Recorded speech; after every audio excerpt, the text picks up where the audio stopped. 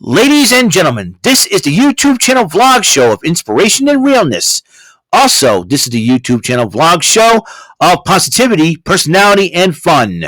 This is Eric Lima Shenanigans of 1977, and now the perpetrator of these shenanigans, Big Beefy E himself from his Big Beefy Man Cave in New Bedford, Massachusetts, Mr. Shenanigans himself, and the two-time Chilling 3000 2022 End of the Year Awards winner, Eric M. Lima. Thank you very much, Mr. Announcer, sir. Well, hello there, everyone. Welcome to yet another episode of Eric Lima Shenanigans of 1977. This is episode 982 of the show, last video of the day. As another week comes to an end, the first half we had October. Now, the second half, we've got November. And what a day in wrestling it was, man. You know, WWE had a big day with Crown Jewel, and AEW Collision had a decent time. FTR and Big Bill and Ricky Starks cut a promo about their eight-man tag team match, while Darby Allin and Lance Archer cut a promo about their matchup, and then Swerve Strickland and Prince Nana cut their promo about Adam Page and whatnot. Then AR Fox started attacking Strickland before the show even began. They started brawling to kick off Collision. Then they had their matchup, and Strickland ended up winning.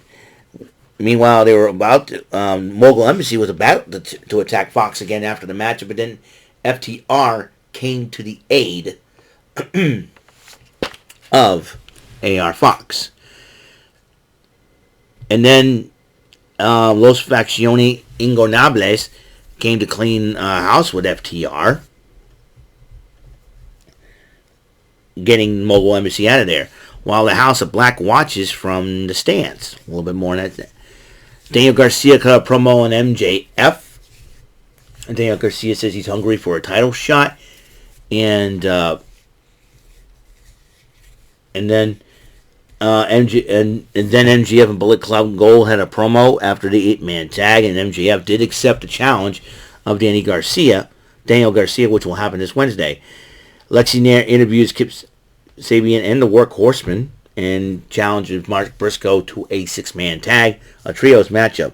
Dasha was introducing Jameson McGregor and Brixton Nash of the Crucible, and although Roderick Strong interrupted Dasha, and the Kingdom came to the ring, and so they had their matchup against McGregor and Nash, and the Kingdom ended up winning that matchup. Lexi Nair interviews Mark Briscoe, and then, you know, Mark Briscoe's like, I gotta find a couple of partners, but then FTR came up to him and said, hey, you know, listen, I can't let you do that. You got your 8-man tag main event. I'll find a couple of partners. A little bit more on that situation.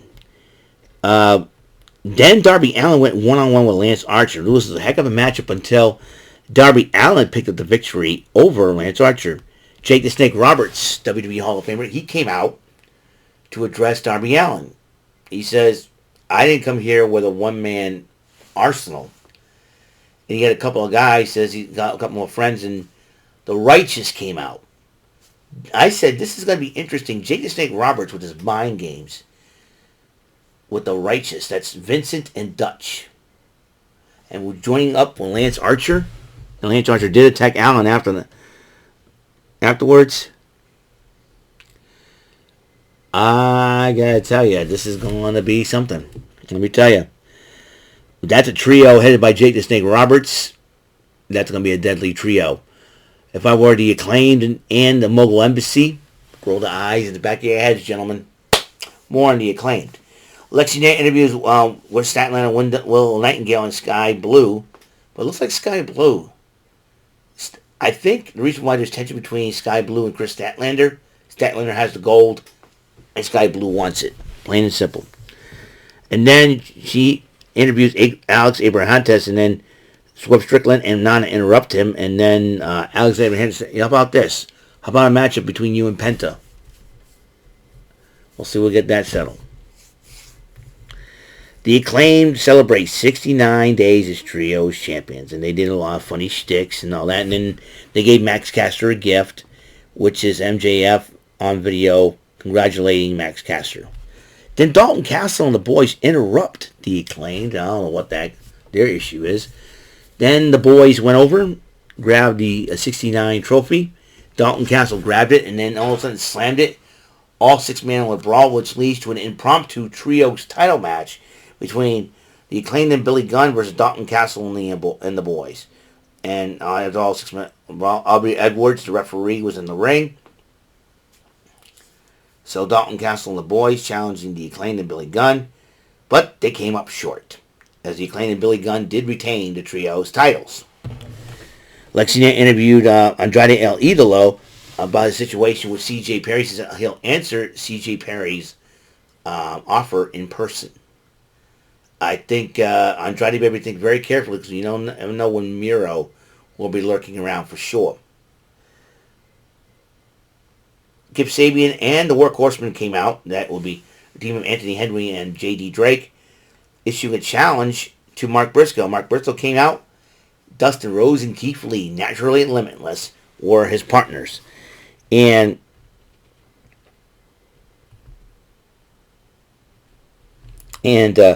Briscoe, Keith Lee, and Dustin Rhodes won the matchup. Then Lexington interviewed Briscoe again after the matchup, and then Mark Briscoe said, "Hey, how about this? How about Jay White, you and me, and Dynamite?" That's what Mark Briscoe wanted. That will be interesting. Willow Nightingale went one-on-one with Emi Sakura, and Willow Nightingale ended up winning in that matchup. And then Lexington interviews Samoa Joe, and Samoa Joe was talking about getting a next challenger, and Keith Lee interrupts Samoa Joe, basically challenge him for the television title. That match will happen this Wednesday. Then there was the 8-man tag team matchup. FTR and Roosh and Preston Vance of LFI take on the Gates of Agony, Total Leona, Bishop Khan, the Ring of Honor 6-man tag team champions, 2/3 of that team, while they teaming up with the AEW tag team champions Big Bill and Ricky Starks. And the team of Los Faccione Ingobernables and FTR won the matchup. And as FTR went to go shake hands, LFI decided to leave the ring and did their pose. But then the lights kind of dimmed down and the House of Black addressed FTR. But when the lights came back on, they were in the ring and they were jumping on FTR until the Blackpool Combat Club came out. Wheeler Yuta and Claudio Castagnoli and cleaned house with the FTR, shook hands with the FTR. So clean house of got chased out House of Black with steel chairs, man. And then they shook hands with FTR for a little bit in respect. I gotta tell you, been a big news month. According to FightfulSelect.com, they said there are rumors having them have more names to join forces with Io Sky and the returning Kairi Sane. And rumor has it that Melina is in talks. If Melina comes back and joins up with Kairi Sane and Io Sky, after us over a Rant and Rave interviewed the lady back in August, the beginning of August, I might add, this will be something I would love to see.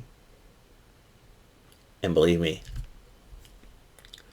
that excites me. That really excites me. So, never really cool. So, big news in wrestling. Wrestling is going crazy. I cannot wait to see the fallout from Crown Jewel from Raw and SmackDown. And then you get the fallout from Halloween Havoc on NXT. So this ought to be fun. Interestingly enough, this is going to be fun. Wrestling is an all-time high now, and it's going to get even bigger. So, that is it. That's all the time we have on the show. Episode 982 is complete. We're 18 episodes away from episode 1000, ladies and gentlemen. So, until next episode comes rolling around, Mr. Announcer, please take us home. Good night, everybody. Jesus loves you, so do I. That is all for today's episode of the show. This is Mr. Lima speaking for Eric Lima Shenanigans of 1977. A Big Beefy E, do it for Bob Saget production, and in association with A sweet bowl for raving dingleberries, telepictures, and distribution. Thank you for watching another great episode of Eric Lima Shenanigans of 1977. Until the next episode, goodbye for now.